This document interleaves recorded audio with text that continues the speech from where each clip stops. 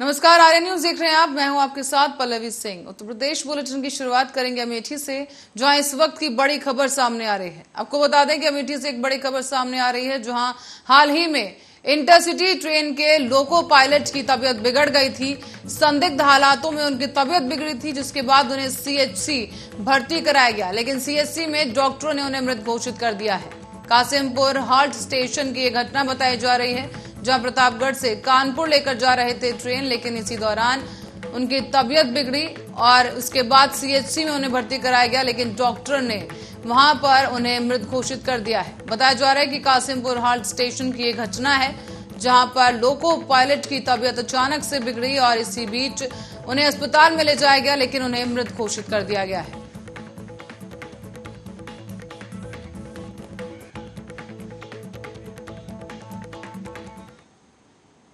खबर अब आगरा से जुड़ी है, जहां आपको बता दें कि इस बीच जनपद एटा से खबर सामने आई, जहां अलीगंज पुलिस द्वारा चेकिंग के दौरान 2 शातिर वाहन चोरों को गिरफ्तार किया गया है।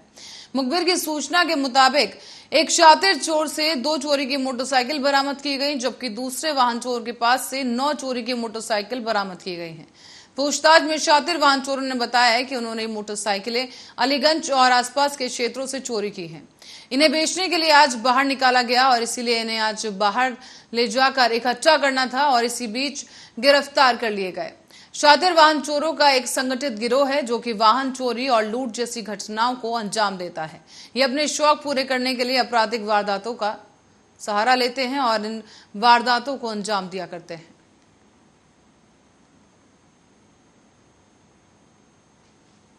ये आज रात्रि में थाना अलीगंज पुलिस को सूचना मिली कि कुछ ऑटो लिफ्टर गैंग के सदस्य यहाँ मौजूद हैं। इस सूचना पर पुलिस द्वारा छापेमारी कर 2 अभियुक्तों को गिरफ्तार किया गया तथा उनकी निशानदेही पे एक अन्य अभियुक्त के कब्जे से कुल 11 मोटरसाइकिलें बरामद की गई तथा कुछ कटे हुए ऑटो पार्ट बरामद हुए हैं और इनके 2 साथी मौके से फरार हैं, जिनके संबंध में जानकारी की जा रही है। ये एक अंतर जनपदीय ऑटो लिफ्टर गैंग है, जो काफ़ी समय से यहाँ घटनाएं कर रहा था और इससे इनके कब्जे से बरामद मोटरसाइकिलों के स्वामियों के संबंध में जानकारी की जा रही है कि कब और कहाँ किस स्थिति में। और केंद्रीय मंत्री स्मृति ईरानी के स्वास्थ्य को लेकर रायबरेली में महामृत्युंजय जाप का समापन हो गया है। दरअसल पिछले 3 दिनों से ये जाप चल रहा था और महामृत्युंजय जाप के दौरान लोगों ने स्मृति ईरानी के स्वास्थ्य की प्रार्थनाएं की। माता मुठुरेन मंदिर में आयोजित किए गए कार्यक्रम के दौरान आज अंतिम दिन हवन पूजन में सलौन के भाजपा विधायक अशोक कोरी भी शामिल हुए हैं। दरअसल अमेठी से सांसद और केंद्रीय मंत्री स्मृति ईरानी ने कोरोना संक्रमित होने की जानकारी मिलने पर नगर पंचायत अध्यक्ष विनोद कौशल ने मंगलवार को ही माता मुठुरेन मंदिर पर जाकर प्रांगण में मृत्युंजय जाप करवाया था और आज इसके समापन पर सलौन के भाजपा विधायक अशोक कुमार भी हवन पूजन में शामिल हुए। इस बीच विधायक और नगर अध्यक्ष के साथ भाजपाइयों ने हवन पूजन कर स्मृति ईरानी के शीघ्र स्वस्थ होने की कामना की है। जो हवन पूजन का कार्यक्रम हम लोगों ने यहाँ पर आयोजित किया था, वह दीदी के हमारी आदरणीय सांसद श्रीमती स्मृति जुबिन ईरानी जी के शीघ्र स्वास्थ्य लाभ के लिए, क्योंकि वो कोरोना पॉजिटिव हैं, लगभग 4 दिन से होम क्वारंटीन है, तो उनको ईश्वर जल्द से जल्द शीघ्र स्वस्थ करे, उन्हीं के जो है स्वास्थ्य लाभ के लिए। आज जो हवन पूजन का कार्यक्रम आज लगातार 4 दिन से महामृत्युंजय जाप चल रहा है दीदी के स्वस्थ होने के लिए। जब से पता चला है कि दीदी को कोरोना है, तो उनके स्वास्थ्य लाभ को लेकर के पूरा क्षेत्र नगर चिंतित रहा और ये कार्यक्रम महामृत्युंजय जाप का चला और आज हवन पूर्ण होती हुई और सब ने दीदी को स्वस्थ होने की। और सत्ता के नशे में चूर भारतीय जनता पार्टी के कार्यकर्ता अपनी ही पार्टी की साख को बट्टा लगाने से नहीं चूक रहे। इनके गुंडाई का एक वीडियो सोशल मीडिया पर इस वक्त वायरल हो रहा है। आपको भी बताते चलें कि घटनाक्रम हरचंदपुर थाना क्षेत्र के ग्राम सभा डिडौली त्रिपुरा स्थित एक नवनिर्मित भाजपा कार्यालय के बगल का है। इसका उद्घाटन किया गया और उत्तर प्रदेश के उप मुख्यमंत्री ब्रजेश पाठक द्वारा ही उद्घाटन किया गया था। अब वायरल वीडियो में साफ देखा जा सकता है कि किस तरह से भारतीय जनता पार्टी के स्थानीय नेताओं और कार्यकर्ताओं द्वारा किस तरह दीवार को तोड़ा जा रहा है और धार्मिक भावनाओं को आहत करने वाली धमकियों के साथ अभद्र भाषा का प्रयोग किया गया। आपको ये भी बता दें कि जब ये वीडियो वायरल हुआ और भूमि स्वामियों से जानकारी ली गई तो उन्होंने बताया कि जब से भाजपा कार्यकाल का उद्घाटन हुआ है और इस कार्यालय का उद्घाटन हुआ है तब से कुछ बीजेपी कार्यकर्ता और डिडौली ग्राम प्रधान के इशारे पर आए दिन खुलेआम धमकियां दी जाती हैं। कहा यह जाता है कि मैं तुम्हारी जमीन जबरदस्ती कब्जा कर लूंगा क्योंकि शासन और सत्ता मेरी है, तुम मेरे कुछ भी नहीं कर सकते हो। जैसा कि वीडियो में साफ तौर पर देखा भी जा सकता है कि किस तरीके से बीजेपी के कार्यकर्ताओं को प्रशासन का जरा भी खौफ नहीं है।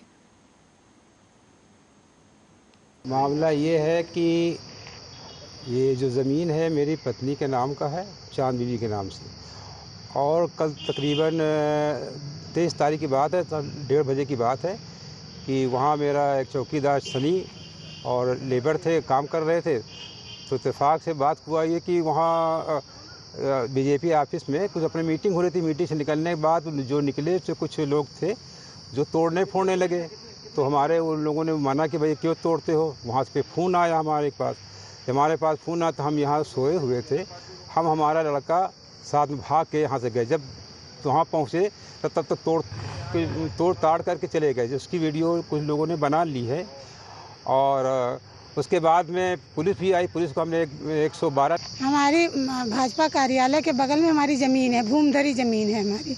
और ज़मीन पर जो है कल ये लोग अचानक जो है तोड़ फोड़ करने लगे। दीवार हमारी तोड़ डाली। हमारे एक लेबर और एक हमारा ड्राइवर वो मौजूद था वहाँ जो है लोडिंग कर रहा। जब उसने देखा पलट करके तो लोग कह रहे थे कि अगर बोलोगे तो तुम लोग को भी मार डालेंगे। हम लोग पहुँचे वहाँ तो वहाँ पुलिस आई। अब पुलिस ने जो हम ही लोगों को जो है गलत साबित कर दिया कि आप लोग लड़ा, जबकि वीडियो मौजूद है। कितने लोग थे? करीब वो लोग 20-25 लोग थे और उससे ज़्यादा ही लोग थे। इसके बाद पुलिस में शिकायत किया आपने? जी, हमने पुलिस में शिकायत किया। वो लोगों ने, उन लोगों ने भी पुलिस में शिकायत किया था। जब पुलिस आई तो पुलिस हम ही लोगों को गलत साबित कर रही है। हम और अब खबर ताजनगरी आगरा से है, जहां पर कोरोना की दूसरी लहर में मौत की मॉक ड्रिल के मामले में श्री पारस अस्पताल सुर्खियों में आया है। इसके बाद अस्पताल पर सील लग गई थी, मगर प्रदेश सरकार ने अब उस अस्पताल को क्लीन चिट दे दी है। तो वहीं गुरुवार को 12 महीने बाद अस्पताल का ताला खोला गया। और आपको ये बता दें कि 7 जून 2021 में अस्पताल संचालक डॉक्टर अरिंजय जैन के कुछ वीडियो वायरल हुए थे। इसके बाद उनके ऊपर 5 मिनट की ऑक्सीजन मॉक ड्रिल के दौरान 22 कोरोना मरीजों की मौत के आरोप भी लगे। ये मामला सुर्खियों में आने के बाद शासन ने अस्पताल पर जांच बिठाई थी और जांच कमेटी ने अब उसे क्लीन चिट दे दी है।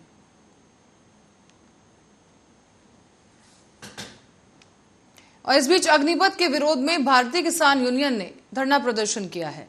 शक्तिनगर वाराणसी राजमार्ग पर मानक से अधिक स्थापित किए गए टोल प्लाजा को लेकर भी भारतीय किसान यूनियन ने विरोध दर्ज करवाया है। इस बीच राष्ट्रपति के नाम संबोधित 3 सूत्रीय मांग पत्र का ज्ञापन भी एडीएम को सौंप दिया गया है। भारतीय किसान यूनियन ने जिला मुख्यालय पर धरना प्रदर्शन किया और इसी बीच यूनियन ने अग्निपथ को सरकार की गलत नीति बताते हुए इसे वापस लेने की बात कही है। साथ ही ये भी कहा गया कि ये देश के नौजवानों के भविष्य के साथ खिलवाड़ है।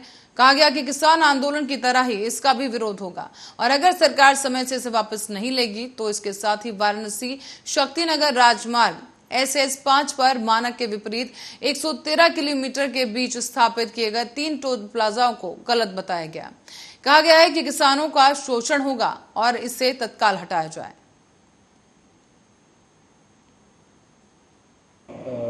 भारतीय किसान यूनियन के द्वारा शांतिपूर्ण एक ज्ञापन आज दिया गया है जो माननीय राष्ट्रपति महोदय को संबोधित है और हमारे माध्यम से वो ज्ञापन लिया गया है और गंतव्य तक वो ज्ञापन पहुंचाया गया। आप लोग इस तरह से कुछ इस पर कार्रवाई? ज्ञापन में जो चीज़ें उन्होंने दी हुई हैं वो ज्ञापन जिसको संबोधित है वहाँ तक पहुँचाया जाएगा। जब उनकी मांग ये भी मांग है जो अग्निपथ की बात कर रहे हैं, वो कह रहे हैं कि इसका विरोध करेंगे हम लोग किसान तरीके से। तो जो ज्ञापन उनके द्वारा दिया गया उसमें कई बिंदु हैं और माननीय राष्ट्रपति महोदय को संबोधित है और माननीय राष्ट्रपति महोदय तक जिलाधिकारी मिर्जापुर के माध्यम। हम लोग यहाँ पर आए हुए हैं जो अग्निपथ योजना के तहत अग्निवीरों की भर्ती भारत सरकार करने जा रही है केवल 4 साल के लिए। उसके बाद 4 साल के बाद वो रिटायरमेंट हो जाएंगे। यह देश के नौजवानों के साथ खिलवाड़ प्रतीत हो रहा है। जब 5 साल संसद में लोग बैठ के फिर 5 साल, फिर 5 साल, 25 साल भी सांसद विधायक बन सकते हैं, तो जो देश की सीमाओं की रक्षा करेगा वो केवल 4 साल के बाद वो घर चलाएगा, रिटायरमेंट हो जाएगा। अब तो ऐसा लग रहा है कि रिटायरमेंट की शादी भी नहीं होगी। रिटायरमेंट से कौन शादी करेगा? आप समझ लीजिए कि ये देश के नौजवानों के साथ सीधे सीधे खिलवाड़ है। हम लोग इसका भरपूर विरोध करें, पूरे राष्ट्रीय स्तर पर विरोध हो रहा है। इसको वापस लिया जाए और जो पुरानी पद्धति नौजवानों को सेना में भर्ती करने की है, चाहे वायुसेना, थल सेना, जल सेना में, उस पद्धति के अनुसार युवाओं का भर्ती किया जाए। हम लोग और लखनऊ में मत्स्य विभाग की एक अहम बैठक हो रही है। ये मत्स्य विभाग निदेशालय में हो रही है और बता दें कि मत्स्य विभाग के मंत्री संजय निषाद अधिकारियों और प्रत्येक जिलों से आए लोगों के साथ ये बैठक कर रहे हैं। यहाँ ये बैठक वीडियो कॉन्फ्रेंसिंग के जरिए प्रत्येक जिलों से जुड़कर मंत्री और अधिकारी भी बैठक में शामिल हो रहे हैं। आपको बता दें कि उत्तर प्रदेश में मत्स्य विकास के लिए प्रधानमंत्री मत्स्य योजना के तहत ये बैठक हो रही है और अब मत्स्य विभाग से गरीबों और शिक्षकों और अशिक्षितों को भी रोजगार मिल सकेगा। इस बैठक में गरीब मछुआरों, कृषकों और व्यवसायियों को दी गई प्रधानमंत्री मत्स्य संपदा योजना का लाभ देने की बात कही गई।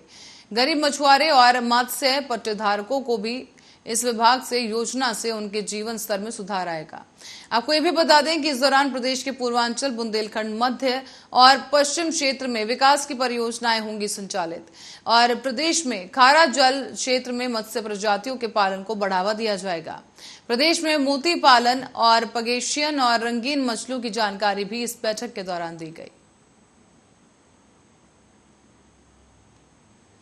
तो यूपी के आगरा में स्मार्ट सिटी प्रोजेक्ट के तहत ICCC यानी कि integrated control and command centre का जो प्रोजेक्ट है वो भ्रष्टाचार की भेंट चढ़ गया है। इसकी स्थापना के लिए 282 करोड़ रुपए की भारी भरकम रकम जारी कर दी गई थी, लेकिन ना तो पूरी तरह से कैमरे काम कर रहे हैं और ना ही पूरी तरह से ट्रैफिक मैनेजमेंट सिस्टम दुरुस्त हो पाया है। हाल ही में आपको बता दें कि शहर के 43 जगहों पर पैनिक अलार्म बटन लगाए गए थे, लेकिन इनमें से ज्यादातर बटन खराब पड़े हुए हैं। ऐसे में सवाल ये उठता है कि आखिर स्मार्ट सिटी प्रोजेक्ट के तहत शहर को स्मार्ट बनाया गया या इसके जरिए अधिकारियों ने अपनी जेब भरी। आगरा में ICCC के तहत ही शहर में 63 जंक्शन पर 1176 कैमरे लगाए गए, लेकिन सैकड़ों कैमरे काम नहीं कर रहे हैं। और स्मार्ट सिटी प्रोजेक्ट के CEO निखिल फुंडे ने बताया है कि करीब 940 कैमरों के काम करने की उन्होंने बात कही, लेकिन हकीकत यह है कि यहां आधे से भी ज्यादा कैमरे खराब पड़े हैं। बाकी कैमरे नमूने के तौर पर आपको दिखाई देंगे। और इस बीच निखिल फुंडे का यह भी कहना है कि कई जगहों पर निर्माण कार्य चल रहा है और कहीं खुदाई हो रही है, इसीलिए ये कैमरे काम नहीं कर रहे।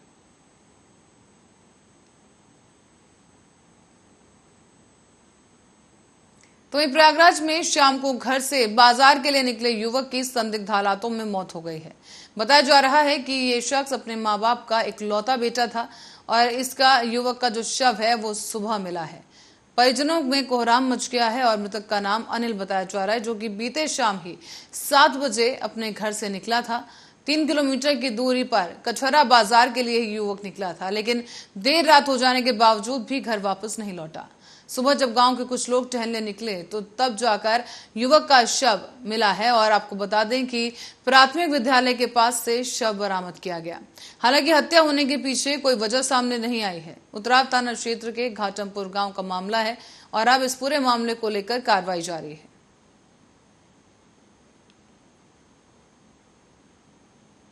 बढ़ते अगली खबर की ओर। युवक मुकेश मिश्र की नृशंस हत्या के मामले में शामिल 9 नामजद अभियुक्तों में से 6 को पुलिस ने गिरफ्तार कर लिया है। इस बीच SP सिटी ने पत्रकार वार्ता कर ये खुलासा किया और बताया कि बीते 20 जून को बाइक से जा रहे 2 दोस्तों ने युवकों पर प्राणघातक हमला किया। गंभीर घायल अवस्था में एक की मौत हो गई, जबकि दूसरे का इलाज जारी है। कटरा कोतवाली के दुर्गा बाजार में ये घटना हुई थी, जहां आपको बता दें कि इस हत्या से कोहराम मच गया। अभिभावकों के खिलाफ यहां पर धारा 302, 323 और 427 समेत कई धाराओं में मुकदमा दर्ज किया गया। और इस बीच अब पकड़े गए अभियुक्तों में से 3 का जो आपराधिक इतिहास है वो खंगाला गया है। गोलबंदी कर ये अपराध किया करते थे और पता ये चला है कि पकड़े गए अभियुक्तों के परिवार में यह आपराधिक इतिहास रहा है। इससे पहले हुए इनके बीच मारपीट में कार्रवाई के शिथिलता बरतने वाले 5 पुलिसकर्मियों के खिलाफ भी कार्रवाई की गई है। जांच कर गैंगस्टर समेत और भी कई धाराओं में मामले बढ़ाए जा सकते हैं। इस बीच 23 वर्षीय मुकेश मिश्र की और विशाल शुक्ला को बाइक से जाते समय रोककर बीते 20 जून को युवकों द्वारा पुरानी रंजिश के चलते उन्हें बागीचे में ले जाकर सामूहिक रूप से उनके साथ मारपिटाई की गई और अधमरी हालत में उन्हें मरने के लिए वहीं छोड़ दिया गया। इस बीच एसपी सिटी ने यह भी जानकारी दी कि फरार हुए अभियुक्त अभी भी कुछ अभियुक्त उसमें से फरार हैं, जिन्हें जल्द ही गिरफ्तार किया जाएगा। जांच में आगे गैंगस्टर समेत कई अन्य धाराएं भी बढ़ाई जाएंगी और इससे पहले मारपीट में समय से उचित कार्रवाई करने में असफल रहे दरोगा को लाइन हाजिर कर दिया गया है, जबकि एक दरोगा ऐसे भी हैं जो 3 सिपाहियों के साथ उनके खिलाफ विभागीय जांच के आदेश दिए गए हैं। देखिए, दोनों जिस व्यक्ति की मृत्यु हुई है दिनांक 20/6/2022 को दुर्गा बाजार थाना कोतवाली कटरा जनपद मिर्ज़ापुर में एक घटना हुई थी, जिसमें उसको इतना चोट पहुंचाई गई थी मृतक को कि वो ट्रॉमा सेंटर वाराणसी में इलाज के दौरान सुबह 21 तारीख को 3 बजे उसकी मृत्यु हो जाती है।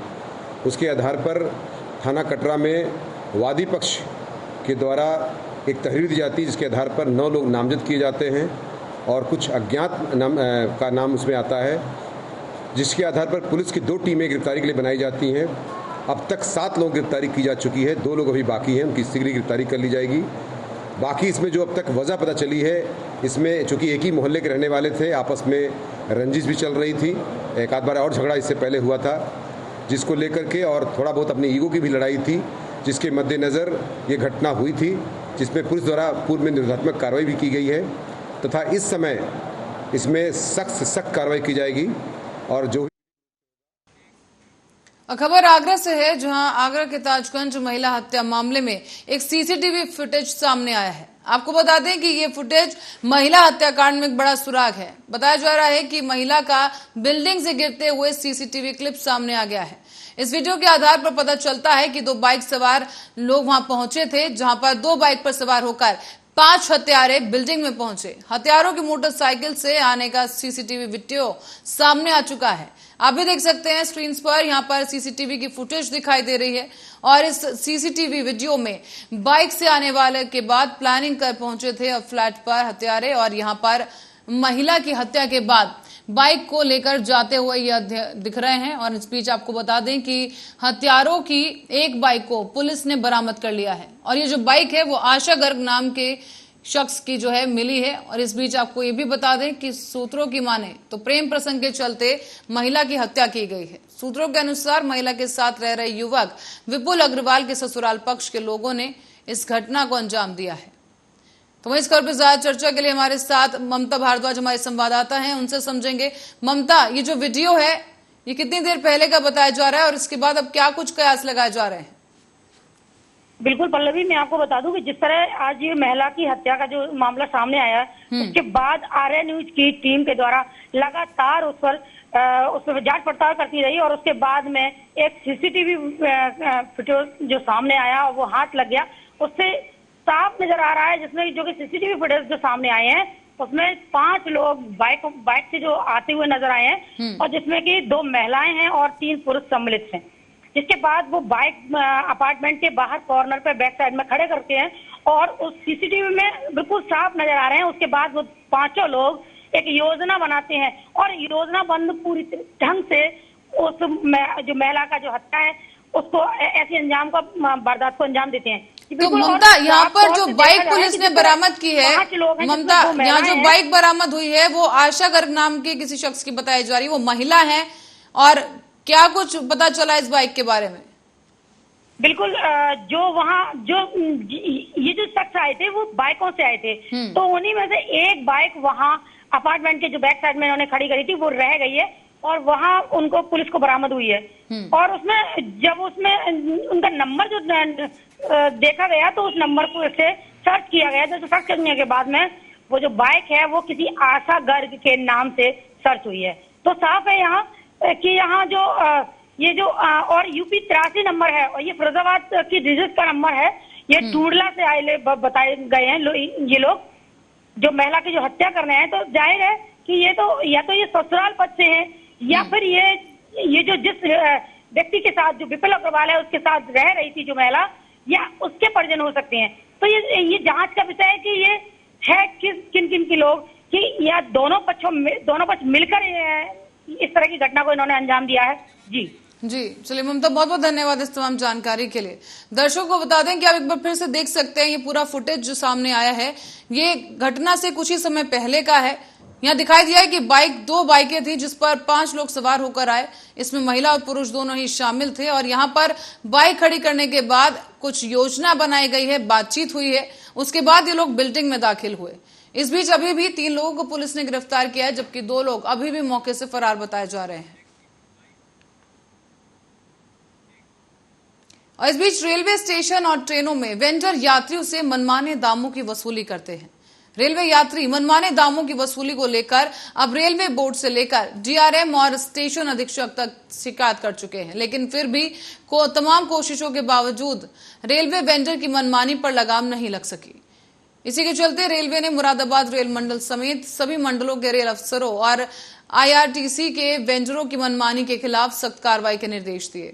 रेलवे बोर्ड से फरमान आने के बाद अब मुरादाबाद रेल मंडल ने अफसरों ने बरेली, शाहजहांपुर, रामपुर समेत कई ऐसे स्टेशन हैं जहां वेंडरों के सामान की चेकिंग के निर्देश दिए हैं।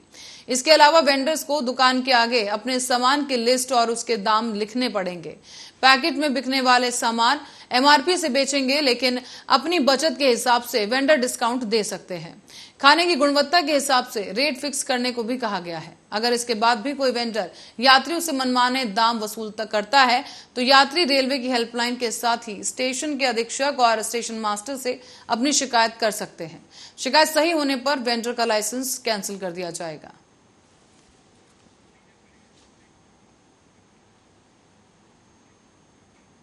और इसी खबर के साथ ही बुलेटिन में फिलहाल के लिए इतना ही। आप बने रहे हमारे साथ, देखते रहे आर्या न्यूज।